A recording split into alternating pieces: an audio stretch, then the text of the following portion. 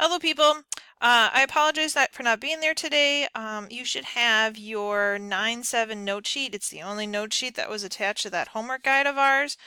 Just so you know what's happening, we're going to go through this, and then tomorrow will be a review day. I'll be around tomorrow, and I will go through any questions that you might have had from these notes or from the homework tonight or the homework that was due today. And then the test is still going to be on Thursday, so just a heads up with that.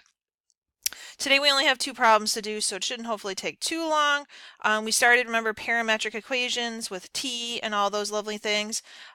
So we'll kind of talk about that again today with some application type problems. Now, on Friday when I mentioned this, t represented time usually, but we did some examples on Friday where t was negative, where obviously that wouldn't be time. In all of these problems, these are real world application type things. T is definitely going to represent time. So here's what we've got. We've got Jody's catching a bus. Jody's bus leaves at 5:30 p.m. and accelerates at a rate of 3 meters per second per second.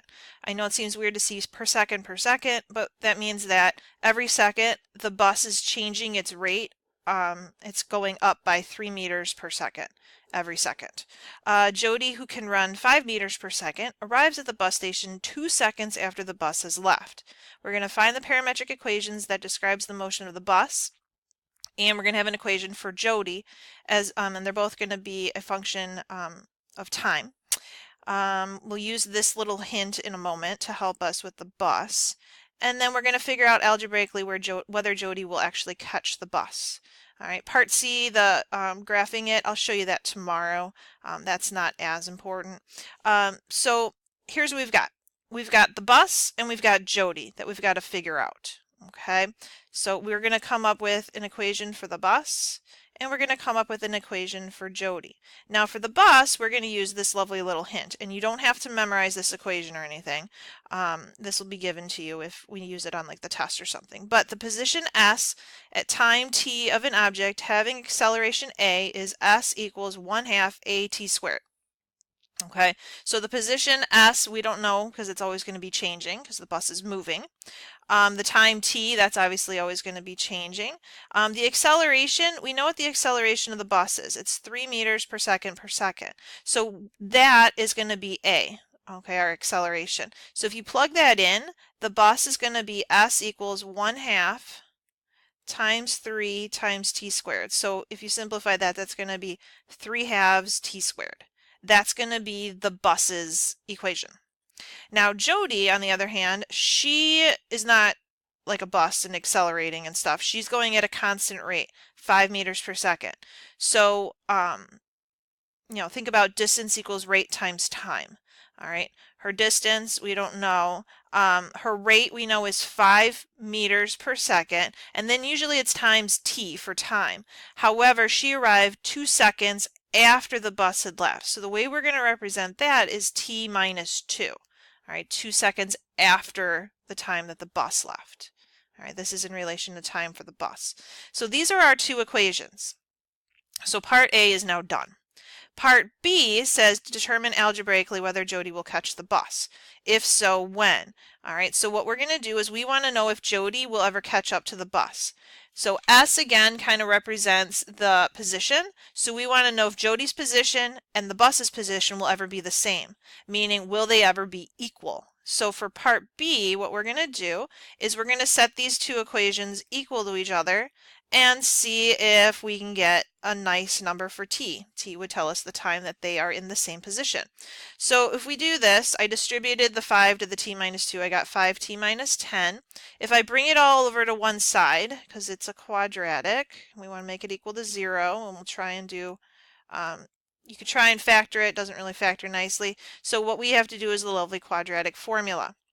Now the quadratic formula, you do the opposite of b plus or minus the square root of b squared minus 4ac. All right, b squared minus 4 times a times c all over 2 times a. Now, if you do just this part that's under the radical, okay, so just this part here, you're going to end up with a negative number. okay, which means that you're square rooting a negative, which is undefined. So this thing equals an undefined number. Technically it's a non-real answer.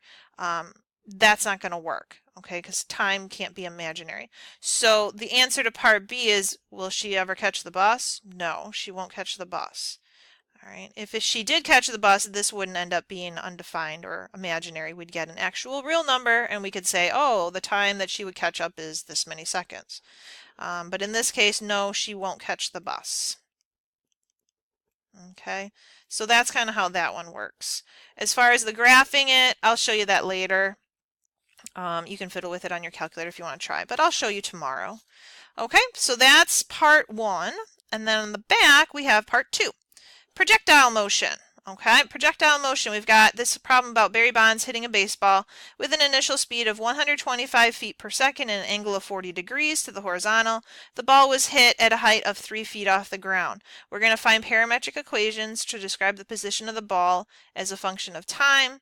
We're also going to figure out how long the ball was in the air, and then some other things. The graphing part we'll do tomorrow. Now, with projectile motion, there's 2 equations that you're going to utilize. This is in your book. It will be given to you on the test if you need it.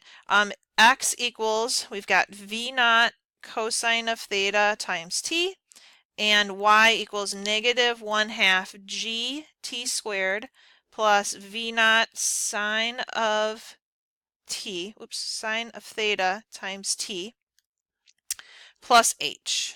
All right, and then g is going to represent gravity. Okay, and depending on what units you're dealing with, gravity is either going to be 32 feet per second or 9.8 meters per second. So you'll use whichever one we're dealing with, feet or meters. In this case, we're dealing with feet, so we're going to be using the 32 when we get to this part. All right, so when it comes to the equations, all right, what you're going to do, I'm going to zoom out so you can see this a little bit better. What you're going to do is, for part A, one of the equations is going to be the x equals and the other equation will be the y equals. And we just need to plug the pieces in. Now V naught, that just represents the speed. All right, V naught is the speed.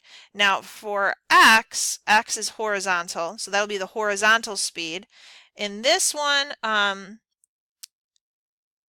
well, never mind, it's just going to be the initial speed. Initial speed. All right, so in this problem, x equals V naught, 125 feet per second, cosine of, and the angle they tell you is 40 degrees, so 40 degrees, all right, times t, and t we don't know. So that's my one equation. Now my other equation is going to be the y equals. Now it's y equals negative 1/2 times g. We're dealing with feet per second, so we're going to use the 32 t squared plus, now V naught's the initial speed, which again was 125. All right, sine, the angle again was 40 degrees, t, plus h is like the initial height. All right, the ball was hit at a height of 3 feet off the ground. So h is the initial height. So plus 3. Okay, so those are our 2 equations. And so part A is done. Part B says, how long is the ball in the air? All right, well, how long is the ball in the air means that we need to figure out basically when it was going to hit the ground. Okay, because it starts at 3 feet up in the air, it's going up, and then eventually it goes down and hits the ground. So we want to know when the height of the ball is 0. When the height is 0, that'll tell us the time. All right, so what we're going to do is we're going to use this equation here, the y equals, because y is the vertical distance. All right, so we want to know when the vertical distance or the height is 0. So we're going to plug in 0 in for y. All right, and we end up with this equation. You could simplify that a little bit. That's negative 16 t squared plus 125 sine of 40 degrees times t plus 3. All right, and now we don't need to solve this algebraically. What you're going to need to do is you're going to graph this on your calculator. All right, you're going to want to make sure that you are in degree mode. All right, that'll be important. You'll make this your y1, make this side your y2, and then do second trace intersect. All right. So we've done that before. Hopefully that won't be too bad if I don't actually show you. Second trace intersect to figure out how long it's been in the air. If you do it correctly, your time is going to end up being 5.059 seconds. All right.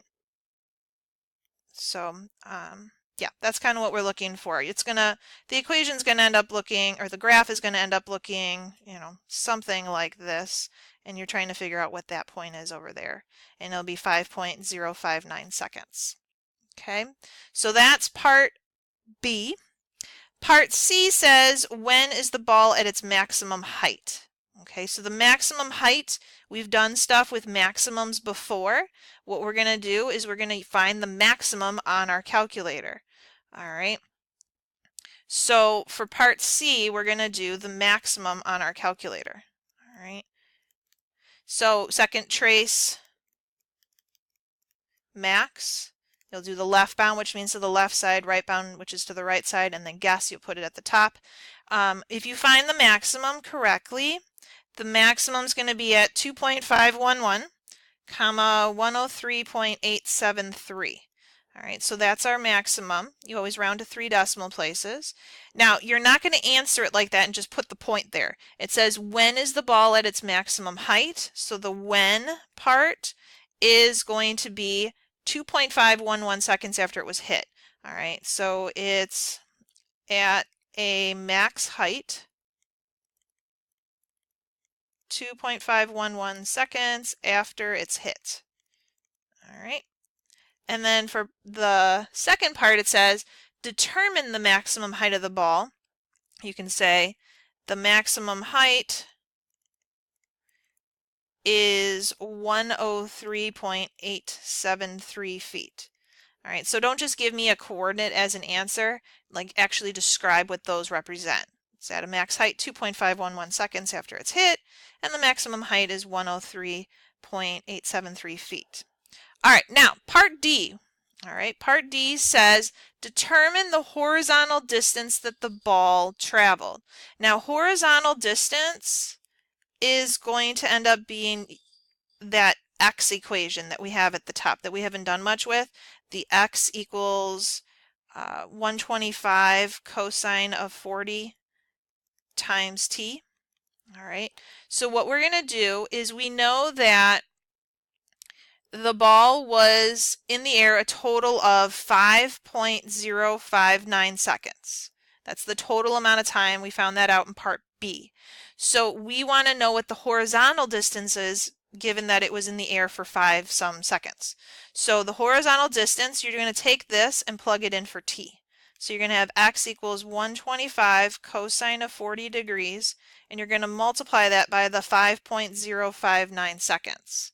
All right, and the horizontal distance, all right, that it traveled is going to end up being 484.427 feet. All right, so that's kind of how you do that one. All right, the y is going to be more helpful with, finding the maximum height and dealing with the height of things and how long the ball was in the air. The x is going to deal more with horizontal distance. So that's pretty much everything, I think. So I know you had the first day of 9-7 homework assigned on Friday. The second day of 9-7 homework is now assigned for tonight. And like I said, tomorrow I will go through all the questions you might have from 9-7 and anything from these notes. I'll show you some of the graphs. And then tomorrow will just be a review day, so definitely make sure you bring your books tomorrow and you'll have time to work on some of the review problems in class. All right, thanks everybody for listening. Have a good one.